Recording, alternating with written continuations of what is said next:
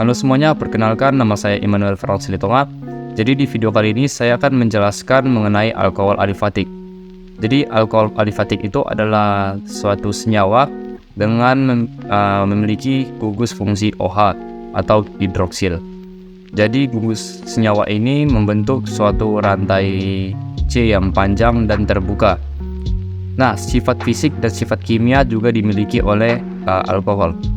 Alkohol pada sifat fisiknya yang pertama, pada suhu kamar, alkohol dengan rantai C yang panjang akan memiliki wujud padat, sedangkan alkohol yang memiliki atom C yang pendek akan memiliki wujud cair. Yang kedua adalah alkohol semakin tinggi rantai C-nya, maka akan semakin sulit untuk larut di dalam air. Yang ketiga, semakin panjang atom C-nya, maka semakin tinggi pula titik didih dan titik leleh pada suatu senyawa alkohol. Nah, sifat kimia dari alkohol adalah yang pertama, dia dapat teroksidasi, terkhusus untuk alkohol primer dan sekunder. Akan tetapi alkohol tersier tidak dapat teroksidasi. Jadi alkohol primer itu adalah suatu senyawa alkohol yang dimana gugus OH-nya terikat pada satu atom C, yang atom C-nya itu terikat dengan atom C yang lain.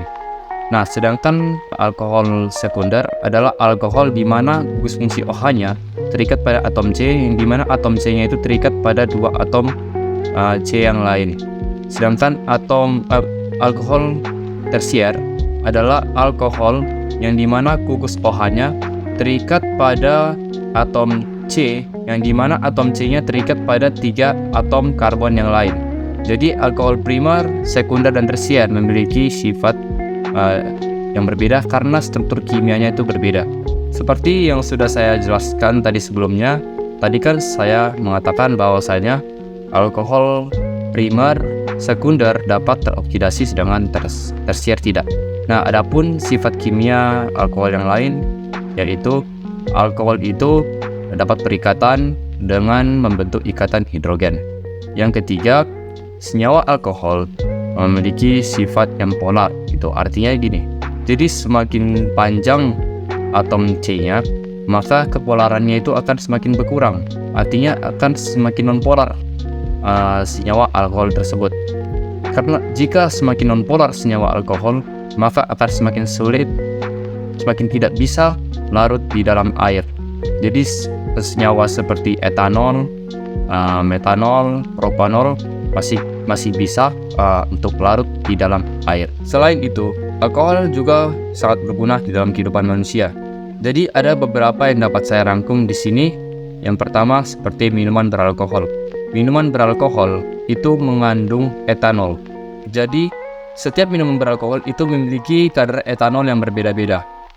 Jadi semakin tinggi kadar etanolnya di dalam minuman beralkohol tersebut, maka akan semakin tinggi konsentrasi etanolnya.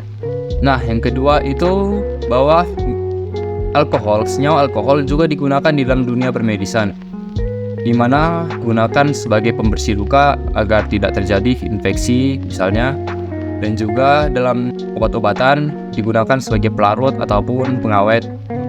Dan selain itu, alkohol juga digunakan dalam dunia industri kimia, seperti bahan baku kimia dalam pembuatan plastik, resin, dan senyawa-senyawa organik lainnya. Sekian dari video saya. Jika ada kata-kata yang tidak mengenakan untuk didengar ataupun ada kalimat yang salah untuk diucapkan, mohon dimaafkan. Sekian dan sampai jumpa lagi.